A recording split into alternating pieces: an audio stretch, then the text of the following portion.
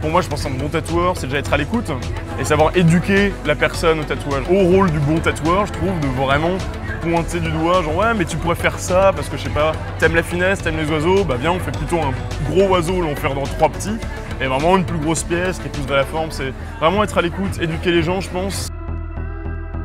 Moi j'aime bien le travail artisanal, tu vois, vraiment réalisé à la main, de A à Z.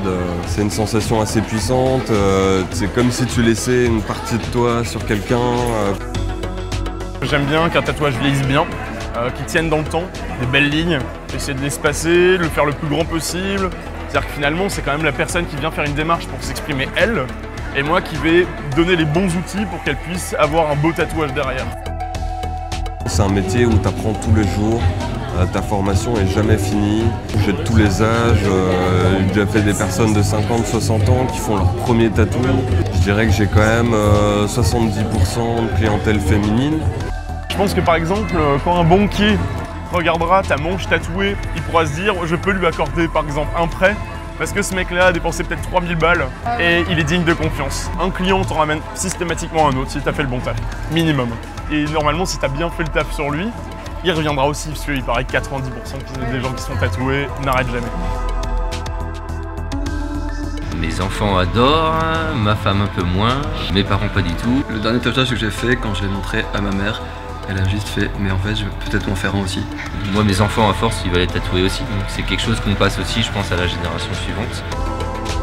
J'ai commencé à me tatouer à des endroits très discrets et au fur et à mesure, on a envie d'avoir des tatouages qui se voient de plus en plus. Et c'est là que la question de savoir est-ce qu'on va le regretter un jour se pose.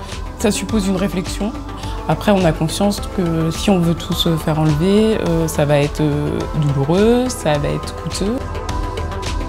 Il y a une histoire où il y a un truc, il y a une envie, il y a forcément, même si tu n'as pas une symbolique dans ton tatouage, en fait, le fait de l'avoir fait, ça va représenter un moment. Ça marque une période de ta vie. Et au final, c'est quand même cool.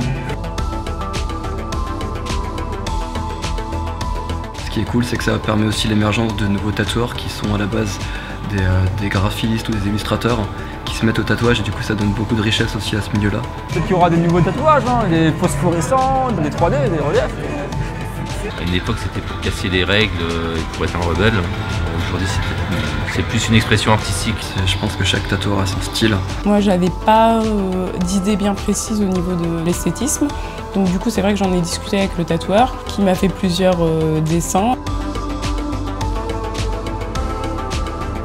On va chez un tatoueur pour son style et du coup ensuite c'est comme une drogue et on n'arrive plus à s'arrêter. Moi c'est parce que j'ai un peu de cash, une machine à tatouer. Il y a plein de gens qui en font parce que c'est un effet de mode. Là tu vois plein de mannequins qui sont tatoués de partout, avec la gorge tatouée et tout machin. Ça se trouve dans 20 ans, ils chercheront que des mannequins qui sont pas tatoués.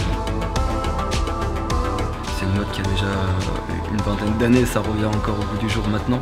Peu importe, ça reste vide, mais toi tu seras content, tu vas encore, ça aura marqué une période de ta vie. Après il faut que le tatouage il vise bien aussi, c'est pour ça qu'il faut un bon tatoueur.